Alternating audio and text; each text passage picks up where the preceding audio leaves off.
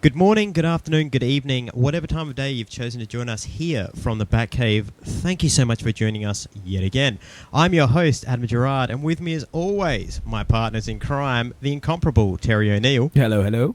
And the vigilante Braden Ahern. Hello, Bat fans. And joining us this week, we have Mick Red, Justin Sponge Taylor. Hey, how you doing? Very exciting stuff here. It's a four-man cast. Don't get that often here, but never know. Maybe it'll work out and we'll start bringing in guests every week. Yep. So that we can have other people to yell at. To yell at and get called a bastard because they don't like 66 Batman. I'm not holding a grudge at all. I don't think I can find one of those people, though. If I went out on the street now, I was like, Adam West Batman, they'd all be like, that was excellent. I'd be like, would you listen to this podcast? And they'd go, who's this? Is this guy with these opinions just a fat drog or what? Like, what's his problem? And I'd be like, yeah.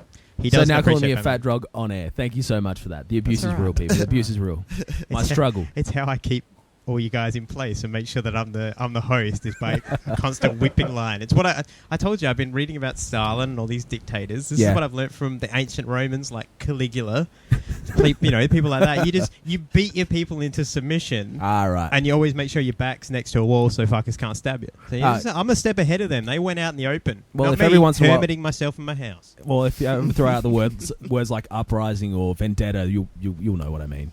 I'll go Caligula and declare a war on the sea. How dare you sink my ship's ocean!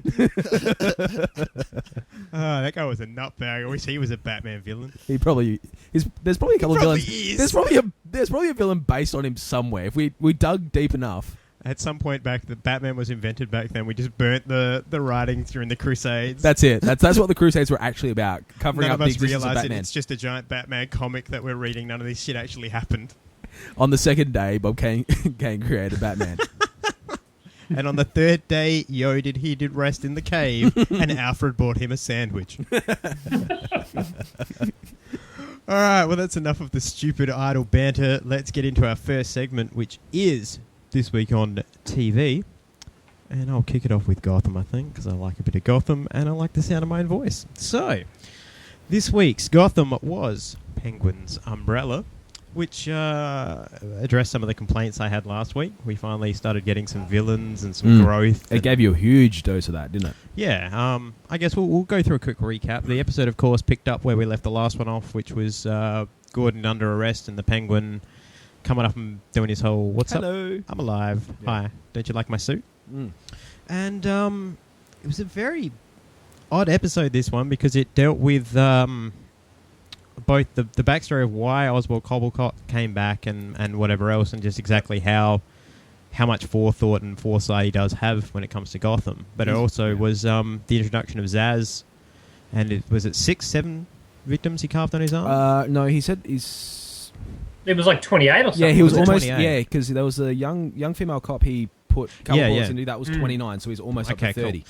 So Zaz is well on his way, which I like. Like I said, I wanted a villain that got introduced, not the whole, here I am putting number one on. It's like, this dude's already mental. He's already bent. And I didn't think he was quite nuts enough. I think it's getting to that, though. Yeah. You can always... because you can see he started to turn when at the end he wasn't allowed to kill. He doesn't really strike me as the kind of guy who works for someone. No, he just kills people.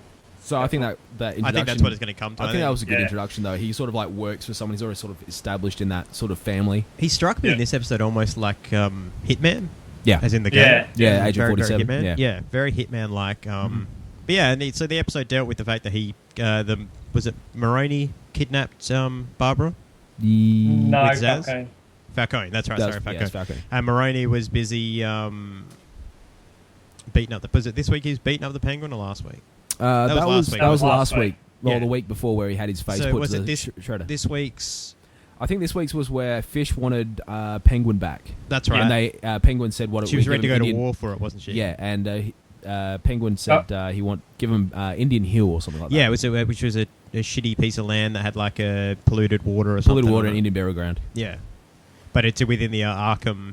Yeah, it's within Arkham District. So no land is worth nothing. Yeah. I like the fact as well that in that scene initially you didn't know what it was that Falcone knew. Yep. And the fact that he's basically telling Fish to shut up. He doesn't want her opinions anymore. Yep. Yeah, that's a step in the right direction for that character. Yeah. Yeah. But I guess the big reveal of this episode was Zaz was almost a throwaway. He didn't get locked up, which is good, which means he's still out there to come back. But Zaz was the background character to build up to the last 15 minutes of this episode, where we find out that Oswald Cobblepot has been playing everyone all along. Yeah, knows exactly what he's doing, and is still in the Falcone family. So yeah, I mean, like it. He's not so much. Yeah, he's in the Falcone family. He's kind of like that double agent. But I think we're establishing Oswald as a hyper intelligent villain as well. Yeah, which is what the Penguin's meant to be. Yeah, especially doing things like what was the other guy that they killed off who worked for Maroney? Oh, Nico. He just ended up saying, he paid his guys more money. Yeah, that's right. Yeah, he gave the big speech about what's your is it sin or something along those lines? Yeah, everybody has a weakness, and his weakness was money. Yeah, and money meant that he was cheap. Yep. Yeah, that was it. Yeah, I liked that. I like the fact that Penguin's getting his bloodlust up more and more and more, and ultimately he's the one throwing out the final kill. Yeah, it's kind of weird, like the plunge of the knife into into that other guy's stomach who works for Maroney. Yeah, and then kissing him on the forehead. That creeped me out a little bit. But I think it was like an absolution sort of thing. Yeah, it formed really well for Penguin. Almost biblical, that one. But yeah, ultimately this episode was good. It was still, as I say, until you get to the last 15 minutes, it was just a filler episode to build to, holy shit, now we're picking up pace, because you've got to now start building towards Penguin taking over the crime families. Yeah, absolutely. All right, well, let's move on to the next one in TV, which is Flash this week. And I don't know whether you guys saw it, but a very important episode of Flash this week. The Republicans took the voting in the Senate House in America, and now basically it looks like they're heading towards a loss of democracy over there, because the Democrats aren't really putting much into their election campaign. Obama's kind of, he's in his final term, he's resting his way out, he's peacing out nice and high and being all like, I'm leaving with Ebola, I'm gone. And the Republicans are all coming in and being like, we want the presidency. We can bring some war. It's good for you. We've got the other house anyway, so nothing's going to happen. Just bring us in, and police state, here we come. So I thought it was a really good Flash. Really, they really caught the drama. It's so real, so real. In case you can't tell from my facetious tone, there was no Flash this week. It was cancelled because they had to show the election results, where I believe it went something like this. That's another extra vote there for the Republican from Massachusetts. This is shaping up to be quite the election. And that was this week's Flash. Yeah, pretty much. It was thrilling. It was fantastic. Was it your favourite episode of the season, Braden? Terry. I know that you're a big Flash man. Was this top the one two? that had the most? Top two. I think it had the most twists and turns so far. All right, well, I'm going to hand it over to our resident Arrow enthusiast, Braden. And let's see, what did you think of this week's Arrow? Take us through it.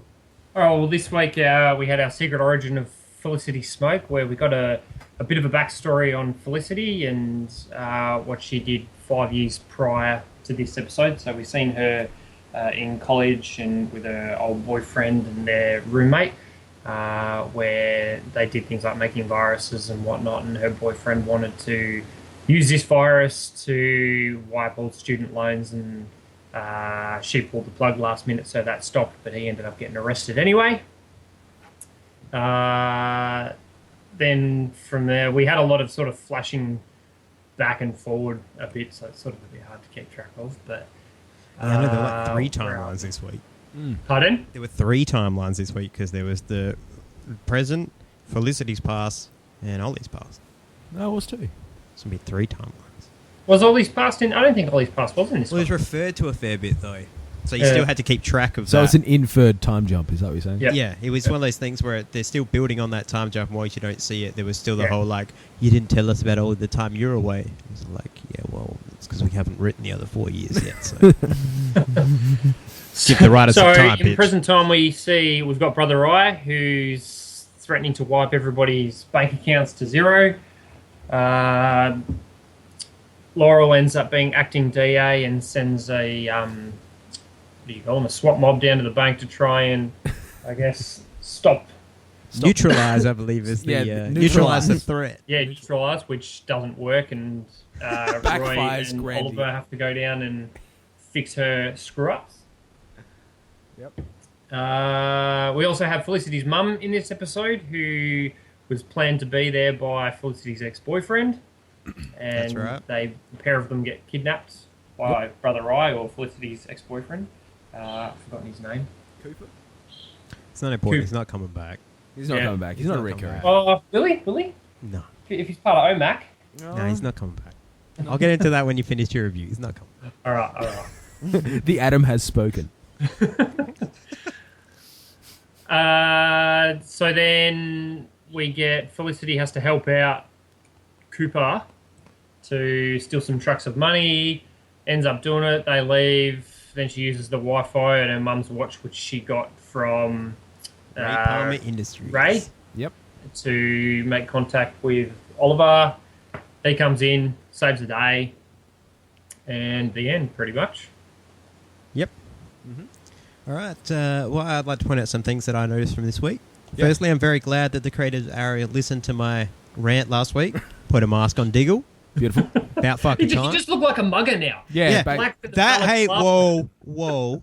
I believe that we were told by people that you know, Braden, to tone down our racist. Now, black man in a Sorry. mask does not automatically mean a mugger or a burglar. Jeez. Come on. No one's saying I just that. love the fact that there's a... black listeners, Did you did you like the fact especially that if you like to wear balaclavas. Arrow's got a nice green outfit, Yeah. Roy's got a nice red one, Yep. and Diggle, here's a black mask and a black jacket. I'm sensing a theme there. It's just like, hey, Dig, we don't like you enough to give you a costume.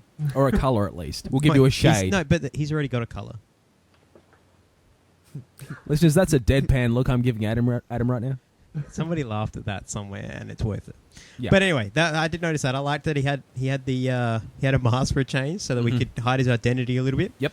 Now onto the whole Brother Eye OMAC thing. Yeah. That's not Brother Eye. Brother Eye is the computer software that runs the computer satellite that basically runs the OMAC program that Bruce invents is Brother Eye. What I can see happening here and the way they're introducing OMACs and all that is that the computer system, that software that the guy was using to hide himself as Brother Eye, Yeah. will become the actual Brother Eye. It will become a sentient being, yep. and that's when we'll get the OMACs and all that sort of shit. But I imagine Yep. that will start heading towards the end of the season. Yep. But that's why he's not coming back. It was just one of those characters where it's like, this is how you introduce the software, Yeah. and now the guy's dead so that we can actually... Was he killed off? Was Cooper actually killed? Or was he No. arrested? No, he was arrested. He's still not coming back. He's So not a coming back. metahuman. They only bring back the metas. That's in Flash. There is no metahumans in Just Star Mirakuru. Okay. Well, okay, I say meta. He's not... He's not a solid character. Yeah, he's not That's like what a you're saying. Merlin. He's not a No. Deathstroke. Yeah. He's just a character where it's like it's just invented for the TV series, So, yeah, which he's normally means that unless you're going to pay the writer for each time you use that character, Yeah. he's not coming back. Yeah. So he's just a vehicle to introduce Brother Brother Eye. Eye, yeah, Yeah. because it has to be. You need Brother Eye for the OMAC project to work. Yeah. So it's Yeah. pretty clear we're getting the OMAC project. Yeah. So I like the fact as well that Ray Palmer is just distracted at all times by anything technological that he has in front of him. Yeah. Oh, Yeah. If he, shiny. if he doesn't have an iPad, Mm. he can hold a coherent conversation, but anytime he's holding a piece of electronic engineering, he doesn't care what anybody else does around him. Yeah, basically. So he's just like, yeah, I'm leaving. He's like, whatever, man. I'm looking at porn. But yeah, I know. What did you guys think of this week's Arrow? I didn't mind it. I liked the relationship between Thea and Ollie getting a bit like re-established. Yep. I enjoyed that. Felicity Smoke back in the day, 5 years ago, I enjoyed that. You prefer dark hair Felicity to blonde hair Felicity? Absolutely. Yeah. I wanted more from that. It wasn't much of a backstory. It was very, very brief. Well, maybe they probably only made that because she's not. She's a central character, but not a heavyweight central character, though. I think Yeah, were they just trying to give named her they a- named the episode "The Secret Origins of Felicity Smoke," and it wasn't really Yeah. that much of an origin story. Yeah. Yeah. I was expecting more. It's Maybe like there I is knew more what you coming, did last though. summer in college, sort of thing. But the Yeah. other thing to consider is there may be more that we don't know yet. Yeah, Might I mean, happen after. There's still a few years in between, so yeah, it's still we 5 still years may worth. we still may get some more. Look, she did say, "Do we know what you did for all your 5 years?" So we don't know what she did in the meantime. Maybe blonde hair might not have slowed down the hacking. This is true. Just a bit more. She's a respectful hacker. Yeah, If I can just jump to the end and ask you guys a question. Yep. The very last scene, we see Roy wake up from a sweaty, possibly heroin-induced coma, Yes. where Yes. he has seen himself throwing the arrows that killed Sarah. Yeah. Wasn't him. Wasn't him. I'm still putting my money. I think I said this. No, I said it to Braden. I don't know if I said it to you, Terry, but my money's on Sin. Yeah. Actually, I did see the conversation you guys were having. I checked in every once in a while. You did mention Sin. Sin's my bet. Yeah, but I think that's a nice little segue because you did mention Roy's arsenal is the one that deals with the heroin addiction. Yeah.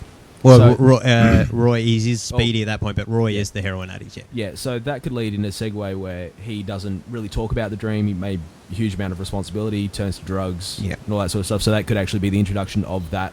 Yeah, side. they have said, the And it creators is- have said they want to do the Yeah. infamous heroin steroid line. And so. what's kind of nice about Arrow is because it's not PG, it's not aimed at the kids.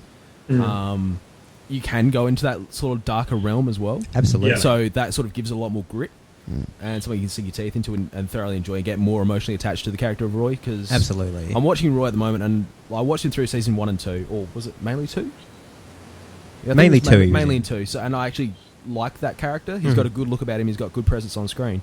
It's just give him something to dig into. Because a lot of the times you see him on screen, he's just standing there with his hands in his pockets. Well, he's just always been the whole, I want Thea back. Yeah. I'm going to protect Thea. Now that It's cool storyline's that- closed, yeah, you can it's- actually... Yeah, you can actually give him something decent. I like the fact now as well, Laurel has decided to undergo training properly, and that... With Wildcat. yeah, with Wildcat and his comment of, like, now you're ready. You're actually Now ready. you're actually telling me the truth, you're ready. Yeah, and she actually got to pick the actual colour that she wanted. red and or went for black. red or black, and she went straight for black. So I thought that's obviously a really good jump into that. The Black Canary Black thing. Canary, yeah. I like that. Yeah. I like that. I Especially really since- liked the opening scene to this episode where it sort of showed Oliver and Roy training together. Then it showed Yeah. Thea and Merlin training together. Yeah. Then it showed her and what's his Wildcat name, and Ted, Laurel. Yeah. training together. And Yeah. then you see Felicity trying to push out some. 5. I think she got to some 5. sit-ups. I think she got to 5 sit-ups. Did, great. It's about my effort. Yeah. I forgot the question I was going to ask. There. No, it's gone. Yeah. Really? It's gone? That was a nice brain fart there. Wow. Lovely. No, you'll probably get it in about 5-10 minutes Yeah. time. We're balls deep into 89 Batman. That was it. I remember what it is now. Oh, there it is. It must have been Balls Deep that got me there. What did you guys think of Malcolm Merlin standing on the rooftop looking in at Thea and Oliver being all brotherly and sisterly and being all like, I am sad. Yeah, I don't know. I reckon want to he's shoot an gonna arrow. Get jealous, and it's going to ruin sort of things between him and Thea. Yeah, you reckon that which Thea's might going to go push good? her to becoming Speedy because, like, Yeah. That's a fair he's point. obviously a villain, and Yeah. if she does become Speedy, she's obviously going to be Obviously like, going to good guys. Yeah. And Yeah. I don't know, there's got to be some sort of rivalry there between them. Something's got to come between them that does that. So maybe this is the start of it. I don't Here's know. my big question. Is Merlin, are we going to have Malcolm Merlin throughout the entire thing, or is Malcolm Merlin going to die? Nah, he's got to go somewhere. He'll be We know sprinkled across Ra's the al season. Ghul's in it, so maybe something could happen there. They You might got to think catch Raz him. wants him so badly. Raz Yeah. wants him dead. Yeah. Yeah. Where was Raz this week? Give me a reveal like that in the last week, then leave me Al Ghul free. That's pathetic. I mean, He's in the Lazarus pit. he's in Chilling Lazarus out. soaking He that just up. got out of the Lazarus pit. I watched it. He put a robe Well, on. we He's don't know all what like, happened to him I in the don't last like week. He could have been anybody. in some bloody African country and got He's just shot gone on or a something. pillage. I don't know. It's gone on a village. Yeah. No, I don't know. Ra's al Ghul's one of those characters. He's a very big character. Like, he's a huge Yep. character that transcends all those heroes that we know. Mm-hmm. So I don't want a huge chunk straight off after getting introed with a 2-minute teaser. Yeah. I don't want that straight away. I just give him 5 more minutes and maybe a 10-minute section here. I don't need him Then- charging in, but the fact that it's You like, don't want him charging I'm in. Ra's al Ghul. We've got to see I'm not Talia coming back for first. weeks now. Yeah, it's to piss off fans like you. That's Yeah, what that was It's for. working. Yeah, it's working. I actually This read an pissed me off article more than The Flash. earlier this week, and it listed the possibilities of people who possibly killed Sarah, and Talia al Ghul was actually on that list. But I don't know. see Talia's reasoning though. No. Well, Oh. it was the reasoning they had on there was a jealousy thing because she was with. Nissa? I don't see that within the League of Shadows. Sorry, and- say that again. Talia is jealous of Sarah for being with Nissa. Is that what you were or Nissa because I guess she was with Sarah and it was I don't know, like a sister. I don't know. That sounds like a weird Females- fiction inbreeding comic. I don't see that. It does weird. No, because Talia, like, every time I've seen Talia, she never comes off as the jealous type, except for when it comes to Bruce. Yeah, totally Yeah. only cares Yeah. about Bruce. Plus, Yeah. that's very weirdly not League of Assassins to be jealous. That would No. be one of the, like, if you're getting pain pushed out of you by having boiling shit tipped over you, Yeah. I imagine jealousy is one of the easiest emotions to get rid of. Yeah. Yeah. It's like, oh, I'm envious. No more. So, we'll see what happens. Yeah. I mean, either way, it was a solid, decent week of comic book TV theatre. Exactly. Comic book TV theatre. Theatre. All right. Well, that brings us then to the main event of the evening. The one that we've been waiting all week to talk about. The one that's going to get another hot-headed debate between Terry and I'm sure. No, you're the one who was taking notes. I was sitting there soaking in. Oh, I have some notes. Don't you worry about You that. got 5 pages worth. It's there's a lot of things to note in this film. It wasn't like 66 Batman where it was just an enjoyable romp. Basically, that was 2 hours of bat porn for you.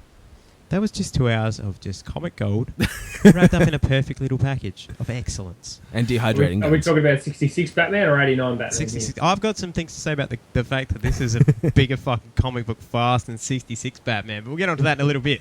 First of all, let's get into our plot analysis. No intro? Or is that an Easter egg? Across this nation, the words Gotham City are synonymous with crime. Our streets are overrun. Our public officials are helpless.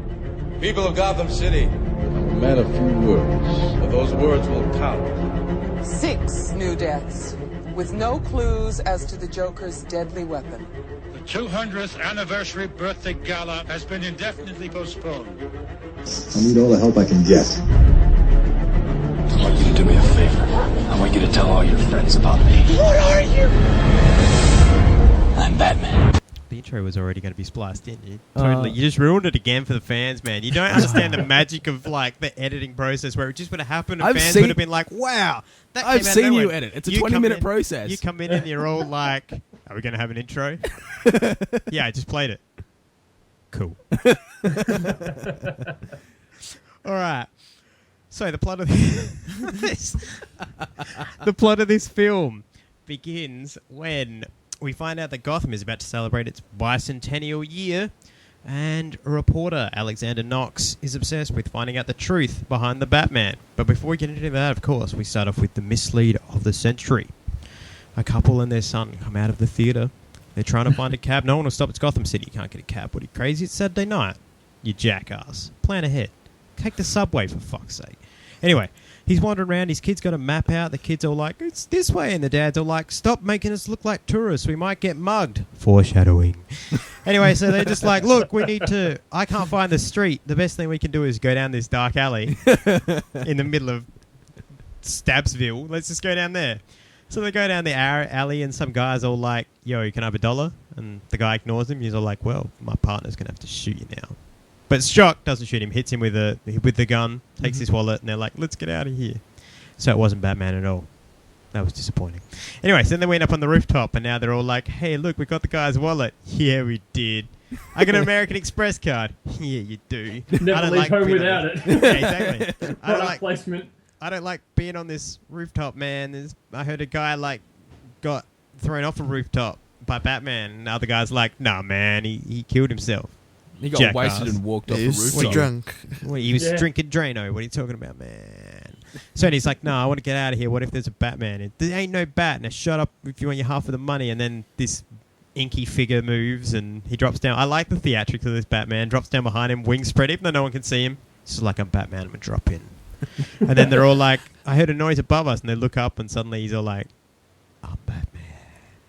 And he starts kicking the shit out of him, hangs one off the edge, and the guy's like, who are you? I'm Batman. No, don't kill me. I'm not going to kill you. I want you to tell your friends about me. Remember, I'm Batman. And then he leaves, and the guy's all like, oh, I shit myself. Yeah, basically. Okay. He gets And taken so- away in by the paramedic. That's right, to and shoot himself. That's right, and then Knox turns up and starts interviewing Detective Eckhart, and he's all like, is there a bat? And Eckhart's like, listen, man, I've been smoking cigarettes since I was 4, so this is what my voice sounds like. There ain't no bat. Now get out of here. And then he goes to meet, what was Jack Nicholson's name? Jack Napier. I can never remember because it's not a real Napier. name. Goes to meet Jack Napier and he's all like, I got some money for you for being a dirty cop, just in case you didn't realise this guy was dirty. And then they pull a gun at each other and Bob, Jack's henchman, turns up and aims a gun at him and he's all like, you need to not aim a gun at me and think about the future because I got Bob. And the cop's all like, yeah, you got Bob. So he gets out of there. So then from there we find out that Jack's been having it off with his boss's missus, which you can't do. You don't fuck around with Jack Pallas's woman. Yeah. Man, Jack Palance doesn't tolerate that. He's from the Westerns, man. He's from the Westerns. Yeah. So we then find out that Jack Napier's been asked to clean out Axis Chemicals by mob boss Grissom because not because he wants anything from there, but you don't touch mob boss Grissom's woman. He got caught with his pants down. You don't put your hand in the cookie jar.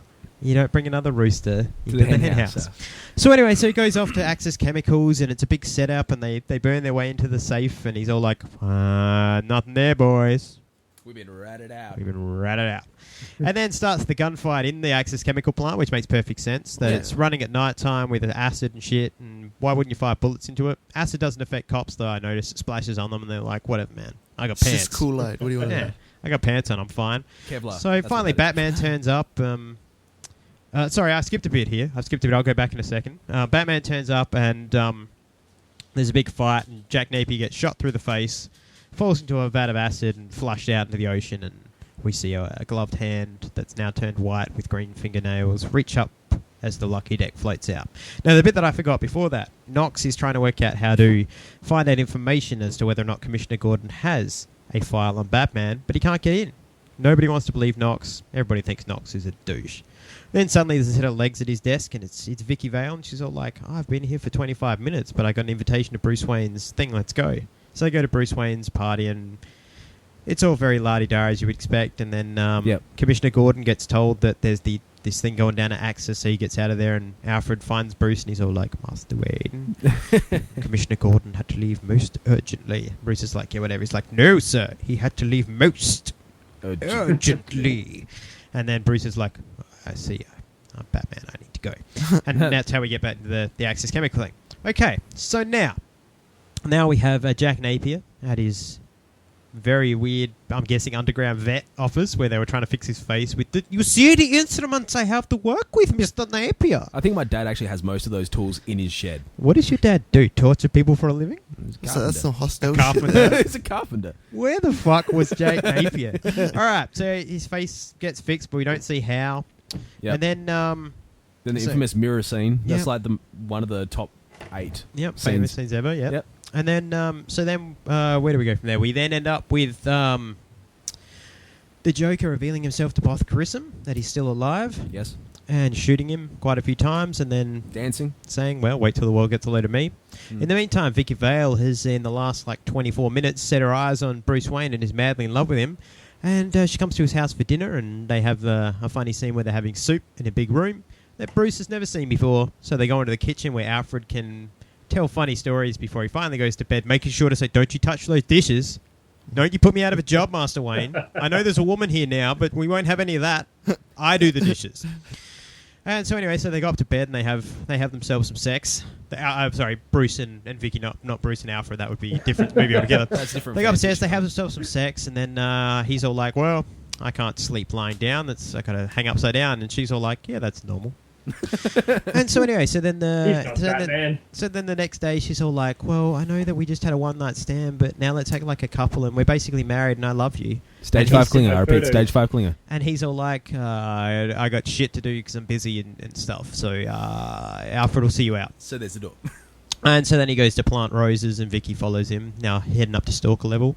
And as he's planting roses to commemorate his family, that's when the mob bosses come out of City Hall and they're all like, and this is the part I love, well, my boss Grissom signed over his stuff to me. A legal document, of course, naming him as Boss Grissom. Because, they didn't have a name. His name was Boss. What kind of profession do you think you'd get into naming your child that? So anyway, so Joker turns up and he's all like, no, you didn't, you fat fuck.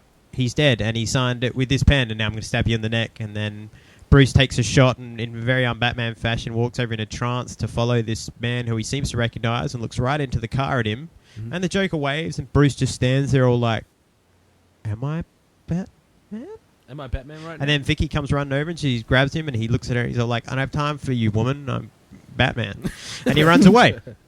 So then the Joker proceeds to send Vicky to invite her an invitation to invite her to the museum, which she luckily phones up Bruce to say, I'm running late, I'm a woman, can get the hair dried in time. Sorry, Bruce, gonna be fashionably late.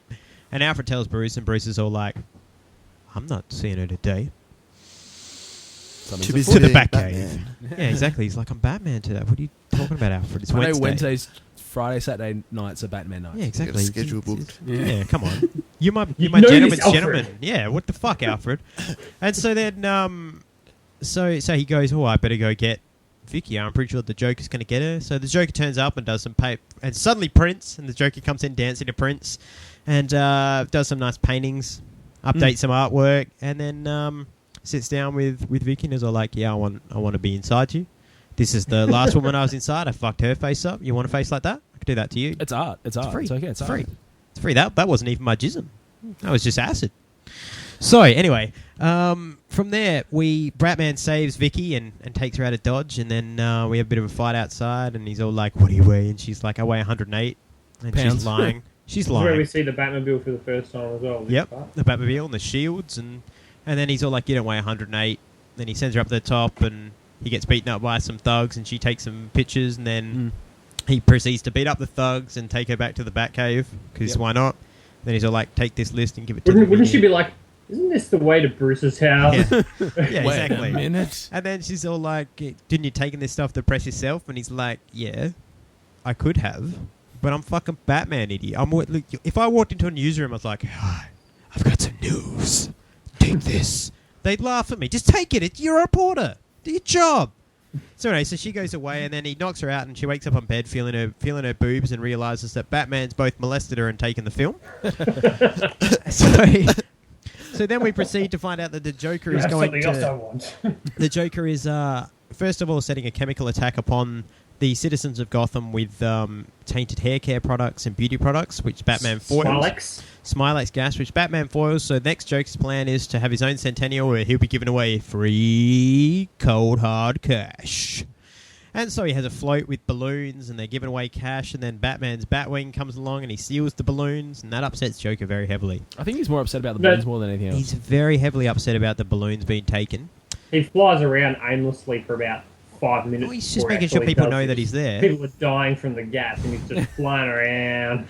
He's just waving. Hey, exactly. Hey. He's letting the people know there's Batman there. So he takes the balloons, and Joker gets very upset and shoots Bob, which was very upsetting for me. Pointlessly flies right up in front of the moon, so you can see the emblem there perfectly. Comes back down and arms all his weapons, but he won't shoot the Joker. The Joker pulls out a gun that I'll get into later how ridiculous this fucking gun is.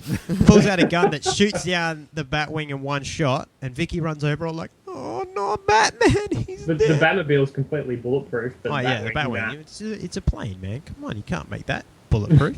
So anyway, so she goes over there, but there's no Batman, and then the Joker comes up, sees there's no Batman, and takes her upstairs in the bell tower, and then Batman appears from under a little piece of metal that he's hidden himself behind because he's Batman, he's stealth, and proceeds to walk inside and prove just how fucking un-ninja he is by knocking over everything that can make a noise. I think it's about 20 pews. Just knock them over. Let's knock this shit over. Don't do that. Then, so as they're climbing up the bell tower, the Joker's ahead of him, and now Commissioner Gordon comes rolling in with about 50 policemen, and the Joker proceeds to get to the top of the bell tower and acid burn through the rope holding the bell, which sends it crashing down and blocking Gordon's route, which then he only has 2 police officers with him, and the fat man attempts to move the bell himself, and there's like, well, if I can't move it, there's no point in multiple people trying. I mean, let's go have a donut. Yeah, exactly. And so they go outside, and they turn on some searchlights, and Batman goes up the top and finds...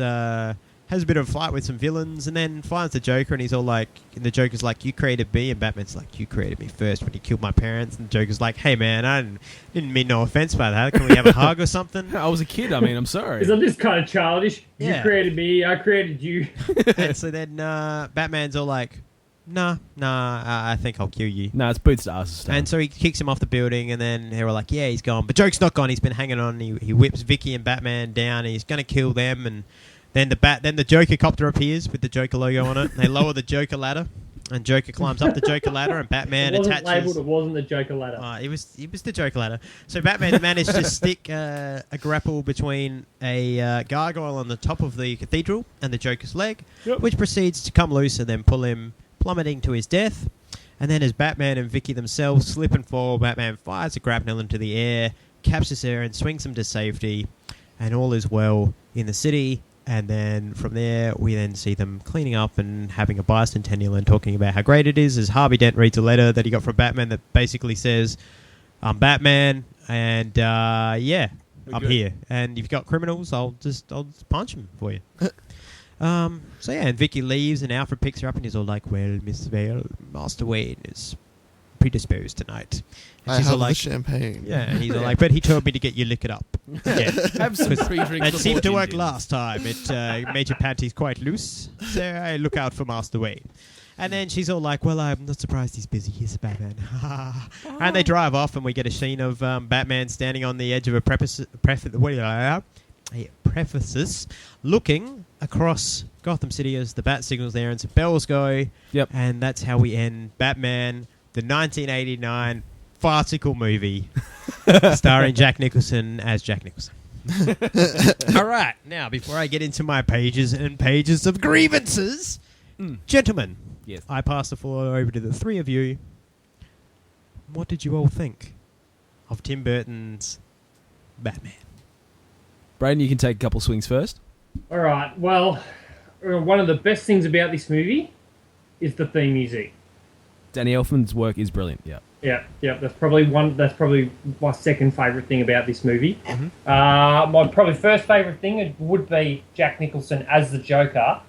But in saying that, there was a lot of things that I didn't like about the Joker that they put into the script. Like, I hated that he had an origin story. Hated that. And I hated that he kept putting makeup on to make him look normal. But aside from that, he did a fantastic job of being the Joker. Like, he was a great... Now, you remember the conversation between me and Adam last week? Yes. In 66? Yes. You're about to be on the receiving end of that. It was nuts, and it was great. He was just... he's crazy-ass laugh. I'm going to come back later and point out but beforehand, I just want to give you a sound effect, and then you can tell me if you can guess what it is. Okay. Do you know what that was? Was that your head? Yeah, that was my head against my microphone in disgust. Okay, yeah, you guys keep talking. I'm just going to go away from my mic so I can calm down. There was one thing that I really, really did actually like that I'll point out is when, close to the start of the movie, when Knox walks into wherever it is he works, and there's all the reporters and that, they're giving him shit. And one of the reporters goes, I got this just in, and it's a picture of a bat dressed in a suit. Yeah. Actually says down in the bottom corner, Bob Kane. Yeah, we noticed that as well. We're like, oh my god. I was like, that was pretty cool. I like that. That was well done. And the news station, Action News, being a little homage to Action Comics back in the day. I didn't see that. Yeah, it had the same logo as the original Action Comics. Yeah. Yeah. Then there was a lot of dumb things in there that I've taken a few notes and I'm just trying to flick through here. I just want to point You're fucking right, there were some dumb things in there. The part where Joker goes to Vicky's apartment, he goes and gets that little pan and shoves it in his top. The sterling silver serving He's like, tray. yeah, this little thing he'll shoot me right in this exact spot where I'm going to put this, and the bullet won't break through this tiny little piece of whatever it was, probably aluminium. Yeah. Aluminium's the new Kevlar. Yeah, aluminium is the new Kevlar. That is standard issue for our boys in Iraq right now. Anything else? Yeah, I love the fact that he cannot at all turn his head when he's dressed as Batman. That's I love it when he's going something up that the isn't tower. addressed until the Dark Knight. Like 20 years later. Yeah. I love it when they're going up the tower, and I think it's when the shoe falls down or the bell falls down or something like that, and he pretty much has to get into limbo position to look up. Yeah. But no, overall the movie was shit.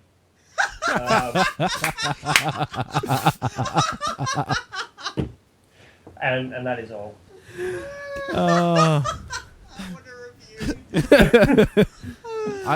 Oh god.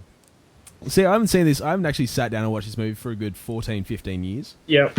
So I had all these really good memories of it, and then I look back at it now, and I'm like, well, there's a lot of crap going on it.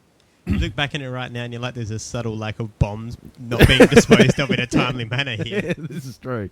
But I'd have to disagree with Braden on the Jack Nicholson call. He's probably my third favourite Joker. But there are moments of insanity, and his laugh, like when he's climbing up the stairs or is away from camera and he just laughs, it makes that scene a lot more ominous and After creepy. he's broken the mirror. And Yeah, that one, that made the it... bandages scene. Yeah, it's just that scene. It's the moments of insanity that Yeah. I like that really sort of shows the Joker, but it was, things like the fact that he had a backstory that I hate. I didn't enjoy that part at all. No. Like, for me, Joker's always been this mysterious character. It was just bam there. And earlier on today, before we started watching, I was saying to Adam, it's not so much Michael Keaton's Batman that I like, it's his Bruce Wayne. That slightly disconnected Bruce Wayne. But going through it, being older now and watching it, Vicky Vale does seem like a creepy stalker that would probably boil a bunny in your house while you're having a shower and you just come out and see her boiling a bunny. Overall, I still enjoy the movie from like just an entertainment value. I'm not going to go in hugely in depth because I don't want Adam to break his mic with his forehead. So, like, it's probably... This movie may well fucking do that to me as well. I actually forgot to mention something. Uh-oh. Batman kills so many people. Oh, dude, that's in my notes. Don't worry. That is in my notes. We did have a discussion, though. We actually did mention this, and you actually pointed out it's never actually set in the movie or this storyline. This Batman never says he doesn't kill. Yeah. No, that's But, true. I mean... But it's This Batman. is Tim Burton's Batman. Yeah, this is what happens when an angry emo writes... No, this is what happens when somebody who doesn't understand comic books This is true. makes a comic book movie. But I'll get into that in a minute. Justin, Yeah. what do you think? Well, it's the first time I'd actually sat down and watched the whole thing. Flicked over the other week and the last 10 minutes was on, so I was like, oh yeah, we'll suss it out. But now sat down and watched the whole thing, like, I don't know what to think of it. Like, it was moments where I enjoyed it, and then I'm like, oh, this is like... But Jack Nicholson as Joker, like, parts as well, parts do work well, other parts just no. Because you can't go past Heath Ledger. It's just now he set the tone. It's just you're never going to see anything like that. Yeah. I think that's the other hard part as well. We're going back and watching a film that we now look at it and we're like, this isn't... See, for me, Mark Hamill was still the Joker. Yeah. That he will always be the Joker. It's kind of weird. Like, I'd watch an episode, like, I'd watch Star Wars, then I'd start playing Batman. I'm like, oh yeah, he's the Joker, and he freaks me out way too much. So, nice guy Luke Skywalker is also the most demented character that I know. Very versatile. Yeah, But it's is Luke Skywalker really a nice guy? That's for a different podcast. We'll do a Star Wars, Let's go special at some point. into the psychology of an Luke orphan Luke who lives Skywalker in is the not a desert. good guy. But wait a minute. Luke Skywalker, orphan, parents killed by... Luke is Batman. But no, yeah. All right, I'll bring out my pages of notes now. You do that. And you guys can tell me, you can pass your comments on whether or not you agree with my thoughts or not. All right, so this is what I got. I liked the intro. I liked that, like I said in the synopsis that I gave, the mislead of the fact you think you're going to see the starting of Bruce Wayne's death. Bruce It really Wayne's parents' wasn't. death. So, like, I was watching it and going, because like Terry, it's been quite a while since I watched this movie, and I watched it last week, and I watched it again today. Yep. But I'm sitting there going, is that the Waynes or is it not? Like, they don't look like they're rich.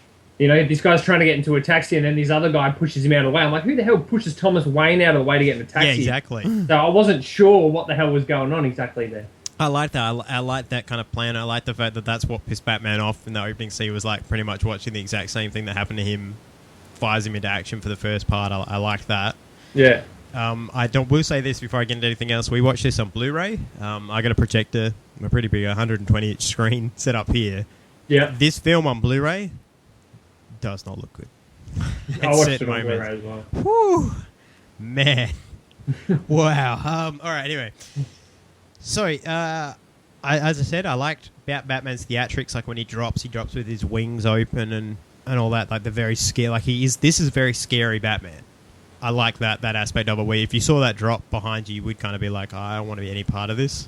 I don't want to be in with this. Did anyone else notice the fact that Eckert seemed to be just pre-Year One Harvey Bullock without calling him Harvey Bullock? Did you get that feeling or not? Was that just me? I think I got it from the body shape and the cigar chomping and the 5 o'clock shadow and whatnot, but he just struck me as them trying to take Bullock and the way he looks in the comic, but they didn't want to make him a villain and get killed, so they just renamed him Eckert. Yeah, maybe. I didn't really like him in Eckert in this movie. He was just a blank slate. There was no emotion there whatsoever. Yeah. He just sort of, even the way he walked and looked like that sums up a lot of the minor characters, though. Yeah. A lot of the minor characters in this film were like that. Yeah. What else we got here? Oh, yeah, the foreshadow that Jack Napier isn't in anything purple until he goes to do that job.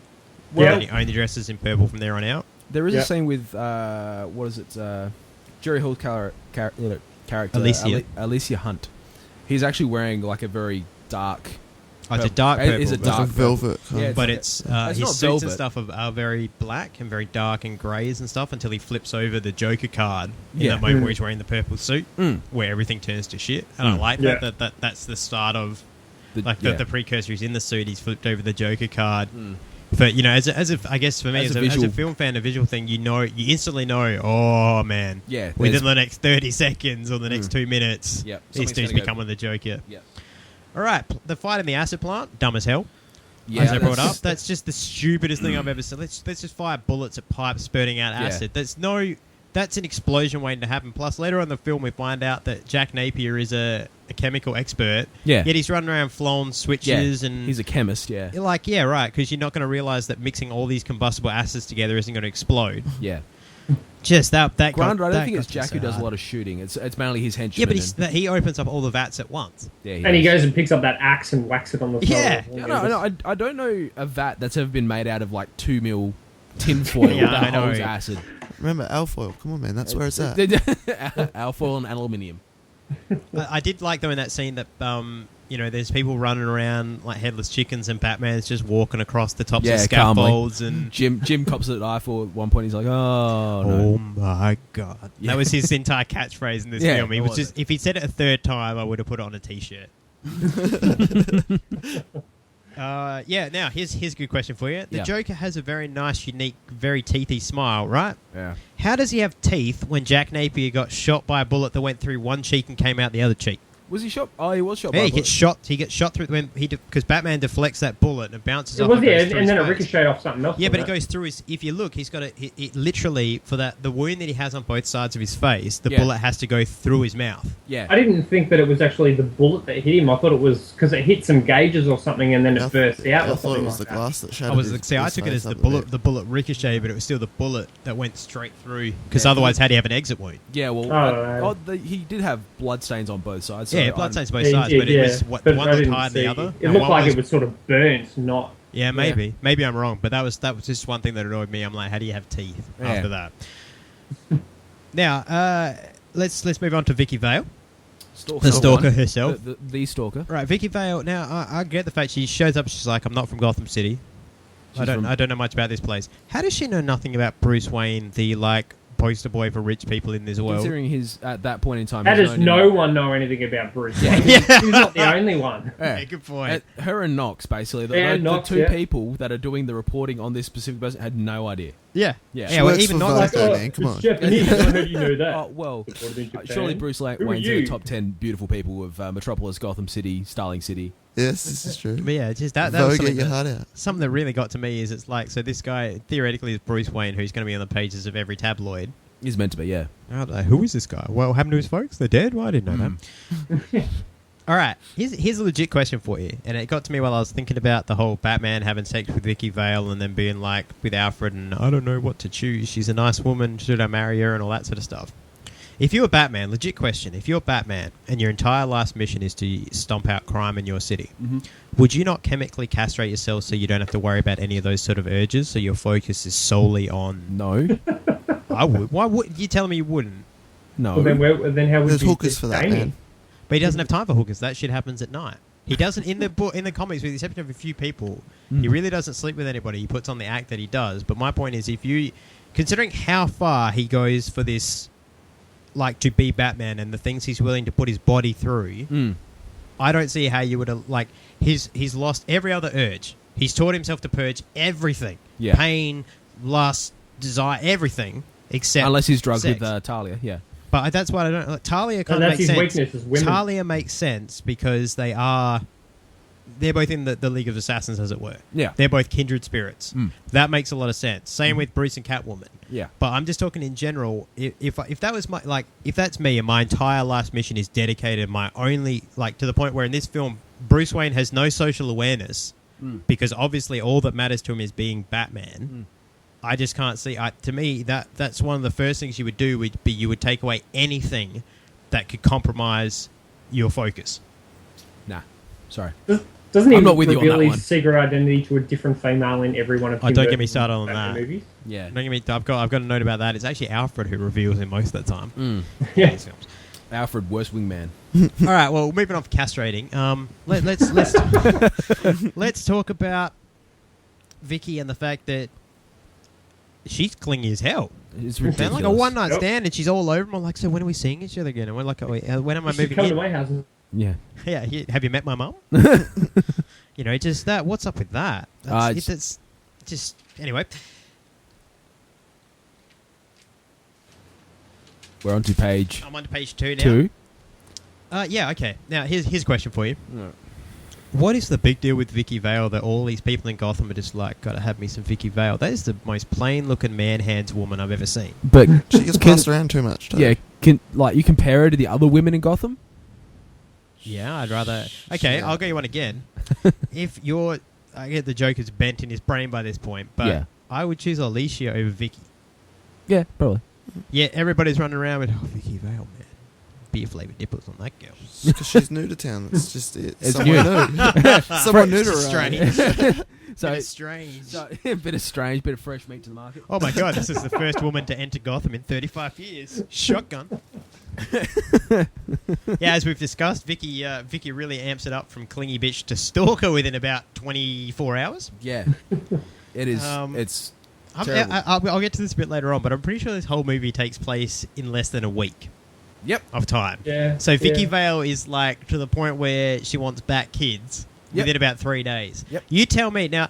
I'm apologies to the female listeners if there are any of you still listening past this point, but realistically, that is now I'm saying she a gold digger, but she ain't messing with no broke Wayne. You know what I'm saying?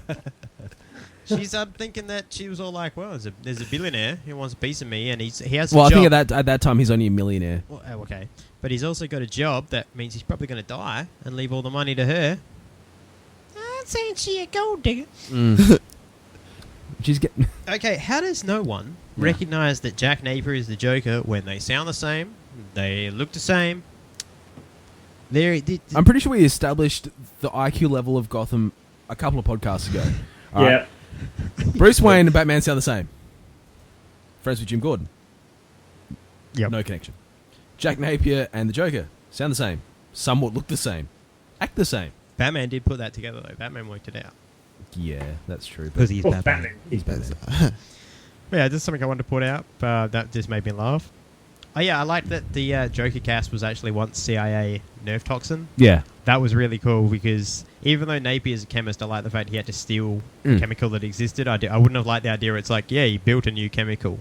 That would have been stupid. Yep.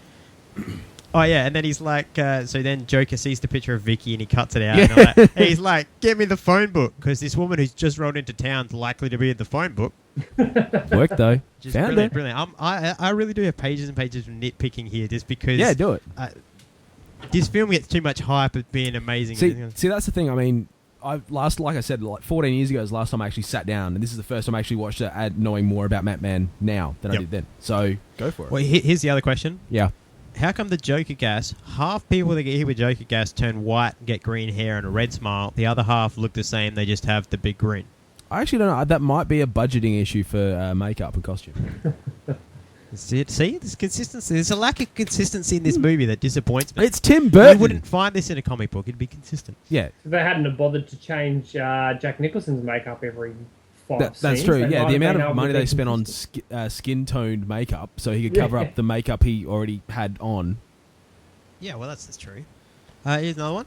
What? How does the Joker hack into the news feed just hacks in? No worries.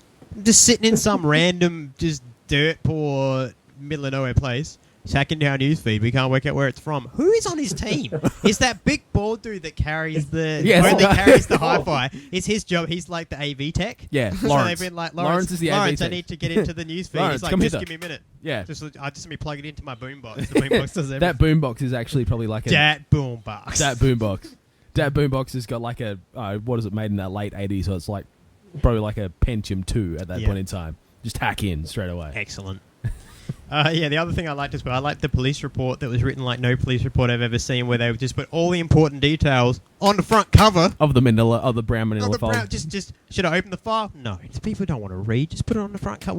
What if Batman needs to read this at some point? Put it on the front cover. I think it's just Cliff Notes. That's what that is. It's Cliff Notes. It's Cliff Notes. Reader's .1, Digest. age 15, shot someone. Just .2. ridiculous. Psychological profile. That's right. It's a 2-line psychological profile. This guy is nuts. Do not approach. All right. What everybody think of Prince? Everybody like the Sun Prince music we kept getting when Joker every was once in a going while, I nuts do for miss Prince. Prince every once in a while. I'm like, yeah, I can listen to Prince. What a man. And no, I don't. What a man. On So the that's Blu-ray, there's in the special features, there's like 3 other songs that he's done. Film I clips? watched one of them just before this, and it was horrible. There was about 4 people dressed up as Joker, another 4 dressed up as Batman, another 4 dressed up as Vicky Vale, and then he was half dressed as Batman and half dressed as Oh my god, Joker. we're finding the links for this and putting this on our Facebook page. This sounds amazing. Well, considering Braden's pretty much like the Facebook, he's basically He's our social media ambassador. Yeah, he's our liaison.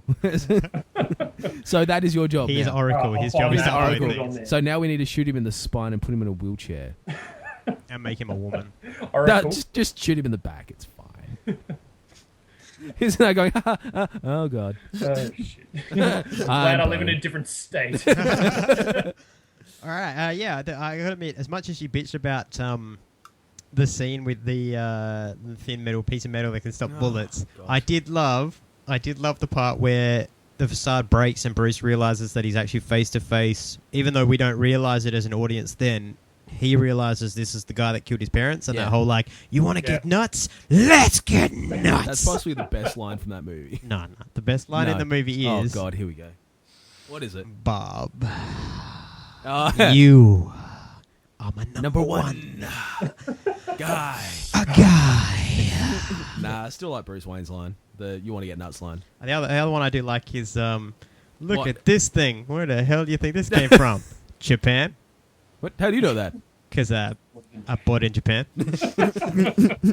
That is the war room scene between Knox, Vale, and Bruce Wayne. Yeah, the armory that Knox calls an arsenal. Yeah, that's right. He calls it an arsenal. Yes. The other thing I point out, I just love the fact that Bruce is totally fine with the fact that this Alfred just constantly brings chicks into the Batcave. Yeah, it's just like, I know you told me to guard this secret with my life, and it's not my secret to tell Master Wayne. But there's there a be blonde lady here with bosoms. Would you like to touch before them? you hire these people these days? Pretty I'd be much. worried about it. Master Wayne, I see Alfred you didn't didn't take get your hired, he chemical was castration inherited. pills, so here's a woman for you. No, Alfred was inherited. Okay, so then we have Batman. Another scene I'm obviously going chronologically. I made these notes. Mm-hmm. Batman then goes into a warehouse to start blowing guys up with the Batmobile, drops a bomb and just wipes out 30 dudes. No worries. It's all I'm good. Batman. I'm Batman. He's henchman. I don't kill important characters. Yeah, exactly. He never kills a main character, but henchman. He shits around the Joker, but blows up all the henchmen. Yeah. Brilliant. Yeah. What else? But the his parade. aiming thing pointed directly, like it had a bullseye and Yeah. right on the Joker, and it shot either side of him. Yeah. And then we've got. I did like the fact that the parade came with more prints. Yeah, Can't lots have of enough prints. This movie was great. Needs for prints. more prints. I love the fact as well. The Joker has all of his men wearing outfits with his logo on it, like the complete reverse of '66 Batman, where it's just the Joker has all this crap. Great. Yeah. The cars are all color coded. The chopper is color coded. We've got the logos on it. I like the fact as well that he has a float. He has a parade where he's like, "I'm giving away free money." He tried to kill all these people. Yeah. A day before. Yeah. A day before, and then the next day they're all like, "Well, he tried to kill us, but free money." But he called. What? There's a scene. What is it? He actually says the whole thing in Spanish for a little bit. Yeah. Yeah. It's Like, when he called an interrupts. amnesty, and he goes, "No, truce." Commencio Festival or something like that. And then I did love the CGI of the gas coming out of the balloons. Oh the my God. dodgiest CGI I've ever seen. Oh. The Blu-ray, man, that was brutal. Yeah. That was See, fucking that's brutal. going to be the bad thing about watching older movies, especially from like the 80s and early 90s on Blu-ray, because it's so crispy. You're going to go, oh, that's disgusting. I'd rather watch it on VHS, to be completely honest. Yeah. It would have looked better on Even on VHS. beta. Oh, no. Oh, no, beta. The other part I love, Knox is telling Vicky to get in the car. No, get in the car. No, get in the car. No. And then as she's saying no, she opens the door and gets in. Like, yeah, you're really fighting him on this one, aren't you, Vicky? No, I don't want to get in the... Am I safe in here now? Yeah. She's gone, bro. Come on. Like, hand her a wreck. Yeah, as I said, Batman loves killing goons, but he won't kill the Joker. He shoots around the Joker, but blows up dudes. Yeah. Throws dudes through the bloody floor of the belfry. I like the fact as well... No, he didn't throw him through. He just fell through. The other dude fell through. Well, yeah, the guy without the boombox, when he put his boombox down and went to attack, he just fell through the floor. Yeah. Didn't have his boombox. That's it. There was the guy that he threw down the tower, though. Yeah, he did throw when he grabbed him with his legs. Yep. Yep. This movie is just bad. Why is Vicky Vale so limp when the Joker's dancing with her at the end? Like, she suddenly just goes, like, roofie levels of, like, limp. Well, that was Maybe that's what happened. that was a big ass. No, the belfry, roofie man. happened earlier when Bruce was taking her up the stairs and she's all like, I'm drunk and you're fine. He's like, yeah, well, alcohol doesn't affect me the way roofies affect you. Well, it's a big ass belfry. To be honest, that is a huge ass tower they went up. So she might have been tired. I don't... And it says it took him 10 minutes to walk up that. That's a lie. That is a dirty lie. Maybe 10 minutes to look at the set and go, oh. Yeah, nah. And my final note before I just get into my issues on the whole with the film is, okay, so we're all happy ever after. I've got Batman now. He's going to go. So great. Where does she go? Because they don't... In the second film, there's no mention. Vicky's just gone. She one roofie too many. Oh, he killed her. Who does that poor It's another deluded one of girl if Alfred's only she secrets. could save her. Yeah. It's another one of Alfred's secrets. She There's a disappeared the buried in same the backyard time somewhere. Two-Face became white. No, I told you, when we get to those films, they're an alternate reality. Yeah. I'm gonna wait till we get there. All right, All right, Jack all right. Nicholson as the Joker. Let me vent. One sec. I just got to do one thing. Just go. He's taking off his headphones. Yeah, go. Okay. I didn't Now, hear it echoing through my ear. Jack Nicholson as Jack Napier, fantastic. Plays the perfect mob wise guy. Jack Nicholson in the moments of insanity as the Joker, like this town needs an enema and punching out the TV with the giant boxing glove and shooting Bob. Yep. Excellent. Yep. Dancing around the museum. Excellent. Pretty much when he doesn't have to speak, he's excellent as the Joker. Yep. But the minute he has to speak, it stops being the Joker because his voice doesn't change. He slightly breathes a little bit more. The laugh's great, but it's just Jack Nicholson with white makeup. Yeah. And for me, the problem with that is that, okay, you're playing a character where you yourself obviously have made the decision as an actor that acid turns him crazy. Yeah. But it doesn't. Go crazy. Yeah, exactly. No, well, you look at his profile thing that he got, his file he got. He was already crazy before that.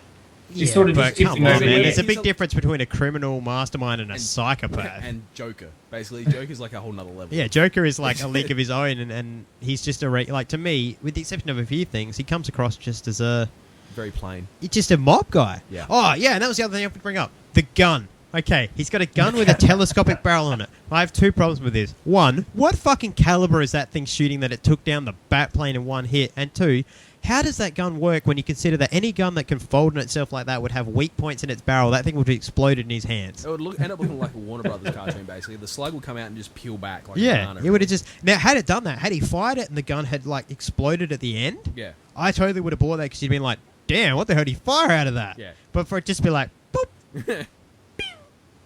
Oh, no, I'm hit. Oh, and the other thing as well is, how come Batman doesn't find out how, like, when he gets hit, he doesn't have an aggressive face, he just lets it crash. But when he's trying to get the balloons out of Gotham, Yeah, he's like, you must pull up on ship that I made self with fast reflex action. It could be a G-Force thing. That might have been a reality thing.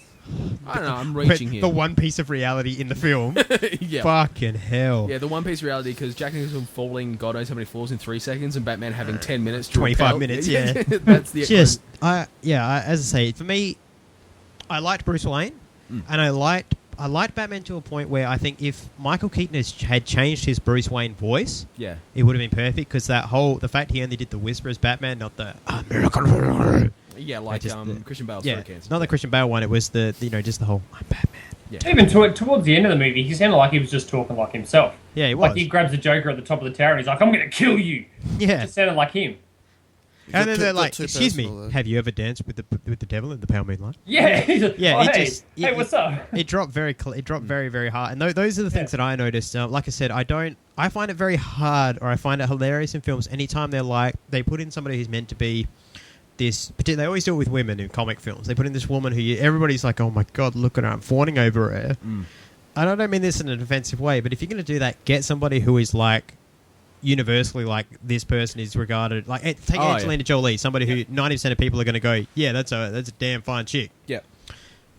Kim Basinger is not somebody I look at and I'm like, yeah, I can understand why you would be like, I need to give up Batman, I need to change my whole life philosophy. Yeah. She's that character is clingy. Yeah. She's annoying. Yeah. And considering it took place within 5 days, the only reason that Bruce could fall for her, as it's speaking strictly psychologically as a man, is on a looks-based thing, because that's the only reason you can fall that quickly. Yeah. She's not even... I mean, it was late 80s. Yeah, but come on, you tell me that Bo Derek? Bo Derek was in a film called Perfect 10. yeah. Where she played a woman who was constantly referred to as a Perfect 10. Yeah. Just going to put money out here. You want somebody to be a Perfect 10 in a film? Yeah. Hire the... But what I'm saying is... If I want somebody, like, if I'm making a film and I want somebody who looks like a professional wrestler or The Rock, I'm just going to go hire The Rock. Fair enough. You know what I mean? Yeah. Yep. That's my point. But at the same... It was the late 80s, and the plethora was at that time was, peroxide blondes. That's the whole thing. Oh, no, I don't... But as I said, well, So- switch the two of them around. Make Alicia Kim Basinger and make Mick Jagger's wife, I would Vicky agree on Vale. that one. That would have made more sense. because Jerry Hall was legitimately a supermodel at that point Exactly, in time, and wasn't she? that's what I'm. So That's what I'm getting at. There's yeah. just she, and the fact that. Then again, Jerry Kim Hall's Basinger is acting so was... no, do not Actually- say that Jerry Hall's acting was worse than Kim Basinger. No, actually, no, because Jerry Hall played that character very well. Yeah, Kim Basinger did the whole Kirsten Stewart school of acting, or Nicole Kidman school of acting, where you're like, "There's a camera on, I can't show any emotion, but I can occasionally See, scream." the only thing that I found Don't let me missing move with my face at any point. the character of Vicky Vale was you know how we have that classic Harley Quinn voice from New Jersey? Yep. If you had How that, you doing, Puddin'? yeah, if you had that voice with how Christian Bale acted as Vicky Vale, that would be Christian perfect. Bale. What? Wow. Uh, That was a great Okay, I'm taking back what I said about Vicky Vale. No, Christian Bale really can play anything. no, was Kim incredible. Basinger, right? So if you had that voice with that Vicky Vale, that would be perfect I can stalker see that, material yeah. for that. Yeah. That is perfect A grade. Then the bunny would be boiled live in your kitchen. Definitely. And what did you think of the fact that the bat suit's quite Rubbery? padded and modelled and stuff, but Bruce Wayne himself isn't really muscular? Because there's a reason behind it. I'll go this come into back to my the reason that Tim Burton 66 does Flavy Batman thing? No, there's a reason Tim Burton did it, but I Okay. just wanted to know what do you guys think, and then I'll delve into the director's oratory. Oh, you actually watched the director's... No, I've heard it before. have you? I've voiced the commentary on it already, but I've read interviews with him about why he cast Michael Keaton. But I'll get into that in a minute, and I'll get into why he cast and why there was uproar. Why? Well, did he cast Michael Keaton purely for Bruce Wayne, I would imagine. Yeah, well, okay. I'll give you that, and then you can tell me what you think. He cast it initially because, and the reason it was kind of like when Heath Ledger got cast as the Joker. The world was like, this dude's a comedic actor. He'd done a lot of comedies before that. How it doesn't make sense to be Batman. And when he cast him, he said, if you look at the way he's drawn in the comics at that point, he did look like Michael Keaton. Oh, okay. He also liked the fact that it was a guy who was a very strong character, that when you put him in that suit, he was believable as looking that large. Yeah. But the reason that you wouldn't suspect Bruce Wayne as Batman is because physically outside of the suit, he doesn't look like Batman. Okay. And that's what Burton was trying to get, was this very stark contrast between Bruce and Batman. Yep. And that's why he cast Michael Keaton, because he maintained that Michael Keaton would be able to bring the comedic timing that was needed for Bruce Wayne, as we see where he's putting pens in plants and Alfred's running around catching stuff behind him. Yeah. But he also knew he'd have the intensity to be able to play that Dark, Batman. brooding. Yeah, just the serious face Batman. Which he does really well, as you point out, that part where he's watching the mob boss talk about how he's just taking power and he's just standing there with the broody look on his face. He broods very well. The one thing I loved about this that I didn't notice many other Batman actors do, and I pointed out when we were watching it, is that Michael Keaton has the amazing ability to stay perfectly still. And only he moves his head a little bit, but that's it. And that's something in the Batman comics, they always talk about the fact Batman is always rigid. He's just always, until it's time to move, he's still. and I really like that. This was a very still Batman. But it goes downhill. Are you sure that's because he was just being still, or he couldn't move in that bloody suit? No, it's when he's out of the suit. No, there's the scene where... you know the scene where just before the Joker stabs the guy with the pen? Yeah. When he's standing there watching it, he's just got his arms crossed. Just before the mime comes up behind him, he's just standing there perfectly still. And even when the mime comes, his body doesn't move. He moves his head maybe 10 degrees and then snaps back to what he was looking at. Yeah. And it's just a very Batman-focused thing because, as I say, particularly Green Lantern likes to talk about in his comics about the fact that he wonders at times whether Batman breathes. Yeah. Because he just stands there like a statue until suddenly it's... Go time. It's go time. Yeah. And I really appreciated that about this. The Batman didn't seem to do that. As Batman, he seemed to move quite a bit, which was weird. But, yeah. So what did you guys think of Batman in this? We've talked about the Joker. What do you think of Batman? Like I said, I like Michael Keaton as Bruce Wayne. I can just see him as Bruce Wayne. As Yep. Batman, I only really liked him as Batman towards the end where he had started to get almost like that visual association. He had the stubble. He looked very tired, very grumpy, pissed off. That's what I associate Batman with. So overall, he's pretty much my favourite Batman probably by about 2 points, maybe. Yeah? Yeah. It's very close between him and I'm thinking it's Val Kilmer. Yeah? Yeah. I didn't like Christian Bale's Batman too much, but he's probably in my top. Yeah. I don't mind Michael Keaton as Batman. As I say, though, I watched this film now. This is just 1966 Batman. But they kind of went, let's just make it dark. Like, let's make it adult. Instead of being a kid's show, let's make it an adult film. Because it's the same basic premise. The Robin isn't in it, but it's the same basic premise and the same... Like, it almost plays out with the same wackiness that you would expect from... Yeah, absolutely. From the car. Like, you know, that fight but the Axis comic wackiness books. in the 1966 was good, intentional. This just seemed stupid. Yeah, it's like they kind of got an emo paintbrush. This is not aged well, this film. Nah. It is not aged well. I think the second one might have aged better. It's a worse film, but I think it might have aged better than absolutely, this one. yeah. So what do you think of the Batman this one, Braden? Not a huge fan. Like, just the fact that, you know, he was fine with killing people is just that's like I think you said last week, Adam. That's not Batman. Yeah, that's not Raven. So not Raven. So not Raven. So, like you're saying before, though, the theatrics and things like that was really good. I enjoyed that. But yeah, no, just overall wasn't overly impressed. I wouldn't put him high on my list of favourite Batman. Does he outrate George Clooney? Oh, yeah. All right, Justin, what did you think of Batman in this one? It wasn't too bad. Like, it's... Like I said, the first time I've seen it, so I can't sit there and say, I like this one better. I like this one because, yeah. But overall, like, it's an alright performance. Bruce Wayne, he does a much better job as Bruce Wayne, obviously, has been said. But one thing that I probably picked up myself was you guys were saying before there's too much emotion towards the end when it's the Joker and all that. That's the only downfall I can pick is because you can actually see that he's entangled the two of them too much.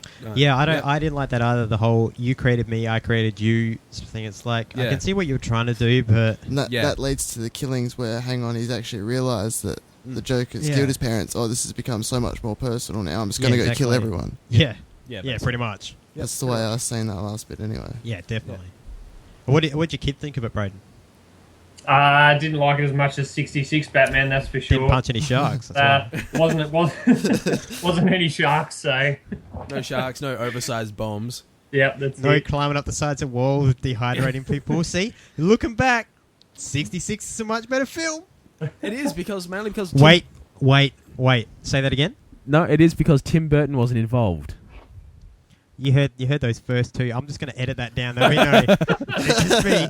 I'm going to get a bumper for this for the next start of the next show. It'll be like advert from the Batcave. It'll be like, can we see now 66 was a better film? It is. And then all of a sudden there's this huge cut and everyone's going to be like, that feels really unnatural. I wonder what was said after that. But no, my biggest grievance with this film is probably Tim Burton. Yeah. That's just, I would rather if you just gave Danny Elfman the reins. Go for it. Make it a musical. I can see that they were trying to do a trilogy and whatnot, but Harvey Dent was just pointless in this film. Yeah, no point. Because fans at the time, I mean, I think we discussed this first episode, how comic books have become this large market now. If you go back to when you and I were at school, definitely. If you read Spider-Man, Batman, all these other stuff, you would You get get beaten beaten up. up, You get yeah. beaten up unless you're a large dude, then you just got called a fat nerd and left alone and verbally harassed.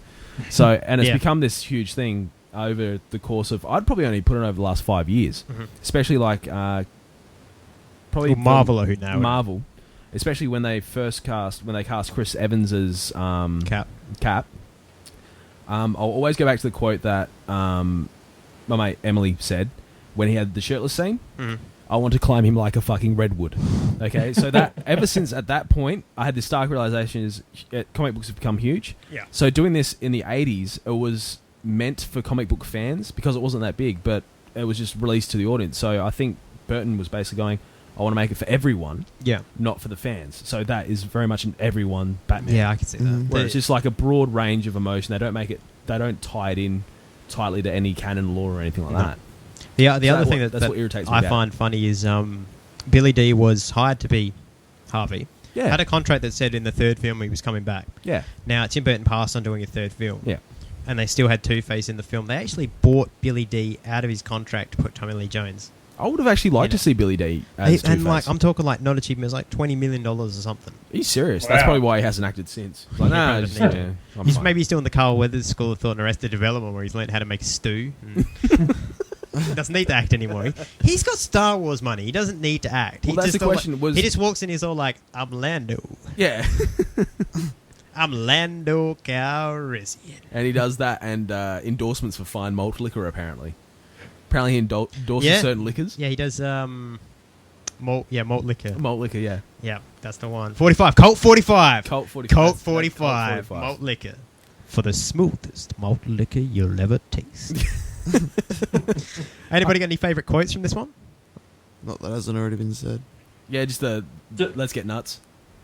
I thought you liked. What is it? Wow. Jim. Looks like there's another rooster in there. No, you asked me what it was. I'm like, oh, there it is. Oh, no, that's probably my top 5. Oh, well, the puns thrown from the Joker are just... He's some of good. them are like, you go, ha, ha, ha, no. Yeah, the other ones. He had a lot of dad jokes in that as well. It's just like, oh, God, really?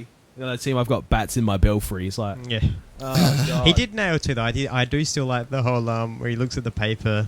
It's like bat. Don't wait until they get a load of me. Wait till they get a load of me. That or what kind of world are we living in where a man dressed as a bat gets all my airtime? Yeah. This town needs an enema. Why didn't someone tell me he had one of those things? Bob, gun. And thus ends Bob. Oh, Bob. And I'll Lawrence. talk with the bad boombox. football. I know it's not a quote, but I think my favourite part of the film was Lawrence and his boombox. Lawrence and the boombox made that for me. No, he didn't. He did. He was excellent.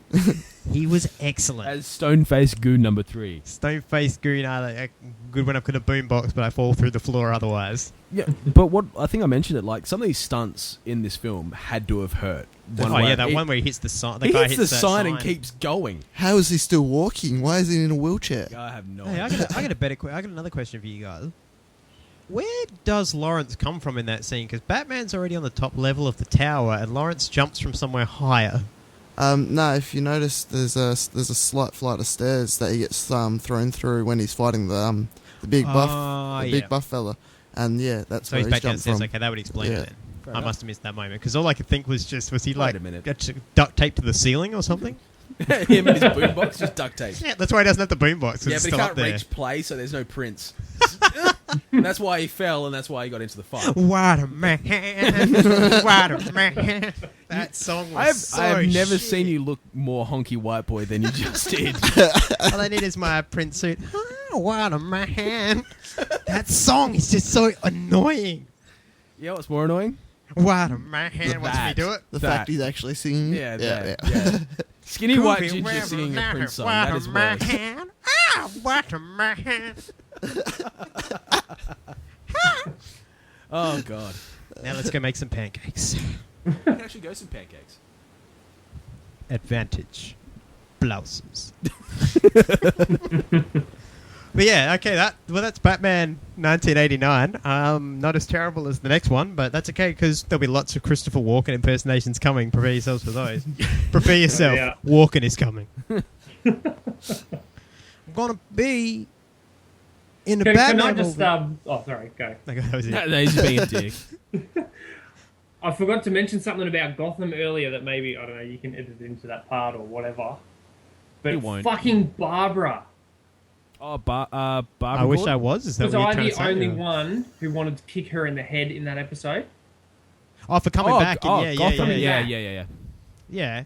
Don't What listen to the Jim. Fuck. That's but dude. Don't if you're in a comic book, don't get a woman. This is what they do in comic books. I've learned something from comic books. Women are evil. They will fuck you if you go to your woman. You're like, look, I know we got married. We've been together for so long. Trust me. Don't do what I say. They'll do that See, what I've learned. immediately. All right, so see, this is what I've learned after being in a relationship for near on a decade. You want them to do this, tell them the direct opposite. Do not do the dishes. Do not. Whatever. See, do you want to know what I've learned? If you want them to do something, give up hope, because unless they want to do it, it's not going to happen. You're dating a uni student, though. Yeah, I'm dating a feminist, so I've got no chance. Yeah. I'm fucked. You're boned. I'm all like, are these dishes getting done? She's like, are they? Are they? Snap, snap, snap. Is it oppressive if I do the dishes? Or just like, just women. Just women. do it. Vicky Vale. That damned Vicky Vale spoiling all our Batmans. Basically. But yeah, no, it just... You're right. Barbara did deserve a slap in the face for that because she put herself in harm's way. And his entire plan would have been fine if it wasn't. No, it would for have her. worked, yeah. He had this brilliant plan. which But she was hasn't going trusted it. I don't completely the way it was understand gonna- it how was he stays working with out. her because she hasn't She got trusted the him any. money. But she hasn't trusted him Money. at any point. He does live in her house, doesn't Exactly. he? But yeah, she doesn't trust him at any point to listen to anything that he says. Yeah. Like, even the whole Montoya shows up when she's like... I'm the- sorry, the I think I'm penguins- still in love with your Oh, fiance. yeah, and well, I'm telling you, he killed this dude, and she's like, he could never have killed a guy. I know Jim better than you do. Then 30 seconds later, so did you kill a guy called Cobblepot? Wait, like, you know, that nice trust. I trust him completely. I don't trust you at all. Basically. Whoa, that's probably one of the best performances of women ever because they're just flipping back and forth, can't decide what they're doing. Yep. Yeah. So I'm not sure whether or not my girlfriend will ever listen to these podcasts, but if she does... She's not here, it's fine. It's the wrestling ones we've got to be careful about. I insult her on the wrestling ones. It doesn't matter. If I insult her on this, she's not prepared for it. She might listen to it back and be like, hey. Whereas at least if I do it to her face, she Wait can a be all like, hey. Yeah. So, yeah. All right. Well, that brings us, I think, to the end of this week's podcast. That was 1989 Batman. Overall, not better than 66. Still better than Clooney. Everything is better than Clooney. We'll see when we get there. You trying to drink a thing of metho or move your mic? It looks like my you're mic. reaching Just- across I'm for just- like a glass of metho then. Fiddling with the mic. Yeah, I don't know what to say about this film that we haven't said apart from that. It It's- could have been better. It could have been better, but it could have been a lot For its worse. time, it was great. It was great. That's the thing. I mean, at the same time, when we watch these movies, I think we have to still keep in mind of the time period. Yeah. Visual Well, effects this are- was the first one that cleaned. See, that turned was Batman mentioned dark last again. week with Batman 66. I About no, the I don't time forgive period 66 and- for anything. Gotta I keep just in mind the don't time like period. 66. But there is that sound grab of me saying yes, it's better than 66 is better. It It is. is. It is. That's all I need. It is. And then you just like edit in this weird voice. Like, join us each week as we talk about Batman, and they'll be like, join Adam, and I'll be all like, I'm doing an impersonation, and then we're like, Braden, and he'll be like, Arrow's a really good show, and Terry, so Batman 66 is better. It is. Just very poorly edited together. So it just sounds like we made it in a basement of some house. I've got these images. Just some house. What, into some bloke's house? You got a basement yet? Fuck off. We need to borrow it. It wouldn't surprise me. It's probably when I have a basement at my house. Fuck off. We need to borrow it. I think, though, if you have a basement at your house, Yeah. isn't that just automatically a Batcave? It could be. See, this does come from the Batcave. Wait a minute. Actually- Commissioner. I do not want you rocking up to my house, use the basement, sauntering past people, saying commissioner to everyone. Like, Commissioner, I heard the bad phone ring. Is it the Joker? Sorry, Robin couldn't be with me. His driver's license wasn't valid and he gets school in the morning. Justin, have you actually seen 66 Batman? No. I'm Oh, gonna have to sit down and watch it. Woo! That film is epic. It's great, basically just for quotes. They have a dehydrating machine that they use to dehydrate the entire United World. As in the UN. Yeah. It's not the UN though, it's the United World. You can't call them the UN. Oh, sorry, it's the United World. Plus, Batman's just epic throughout the whole thing. He punches a shark at one point. Well, this is probably worth watching, I do believe. Punches a shark. Just for the If show. you want the well, I would recommend watching it then listening to episode 3 of our podcast where Terry's completely wrong for the whole thing. That's what I recommend. But yes, I think that about wraps us up here for this week. Join us next week when we talk Batman Returns, and I pretty much talk about why that film sucks, why it stops being Batman, and how I don't like the Penguin. The Catwoman is good though. Thank you. And, of course, it's got my man Christopher Walken in it, so it's already one of the better. See, the amount of times I hear you say the phrase "my man," there's My man Dan Christopher Hedaya. Oh, my man Dan Hedaya brings the thunder. You've got way too many men. That's funnily enough not the first time I've been told that, Terry. Adriana's always coming home. What's with all these men? You've got too many men. And I'm like, how many do I need to get rid of? She's like, 3. And I have to choose. I have to go, well, Dan Hedaya is my man. He's staying. I'm in love Christopher with Walken, you got to stay. Adam West, you're like, Burt Ward, you can leave. You're not my man. You're out. You're not my man. Jack Nicholson, I respect you in other films, but in Batman terms, you can go. You're not my man. And where's Danny DeVito? Anybody seen him? Oh, there he is. Didn't see you. I didn't see you next to these 2 big guys. You can fuck off too. Go waddle that way. But yeah, I don't enjoy that film. I'm looking forward to bitching out. If you thought I made notes for this one, whoo! That's right. I'll probably end up taking notes on Returns as well. I'm fairly certain that the pen will catch on. The paper will catch on fire from the speed of the friction of my pen moving across it next week. Just have a computer next to you, just a voice to text sort of thing. Just rip it out. I'm going to need a filter on my microphone for the rage. I've tried to stay calm in this one, but... Yeah, you've done it right. Yeah, well, you didn't fire me up as much as 66 Batman. You didn't come into this one being all like... 66 tell for you me was about- basically an hour and a half of trolling, basically. Just telling you how much I hated it and just waiting for the rage. I'll get that back at Batman and Robin when I'm all like, let me tell you about the good points of Batman and Robin. Nipples on the suits. So that's step 1. See, the thing is, you've given me pre-warning. Batnips. You've warned Oh, you me. think I've given you pre-warning? I haven't even come close to scratching the surface of the pimple that is Batman and Robin. Speaking of which, Braden, I'll tell you this.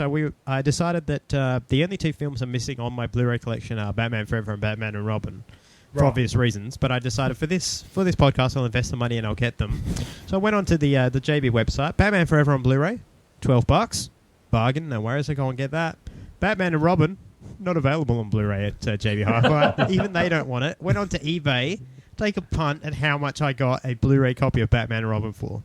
Oh, next to nothing. $6, including shipping. $6. Well, I actually bought the entire Blu-ray box set a few years ago for like $20. Well, that's not bad. That's not bad. I think I spent $20 on just getting Batman and Batman Returns. Yeah, I'd spend $20 on this too, yeah. But yeah, I probably think the most expensive Batman ones were the Nolan trill. Except with that said, I got an ex-rental Blu-ray of The Dark Knight when the Blockbuster near my place shut down for like $6. Yeah. So I was like, $6. It's probably still about $5 too much, but Yeah. worth it. Yeah. Well, anyway, thank you very much for joining us here for another week. Join us again next week when we wax lyrical on TV and bitch all things Batman movies. Until then, I've been your host, Adam Gerard, and you've been listening to me along with my lovely co-host for this evening, the incomparable Terry O'Neill. Goodbye. The vigilante, Braden Ahern. Hey, guys. And Mick Red himself, Justin Sponge Taylor. See you later. Cheers, guys.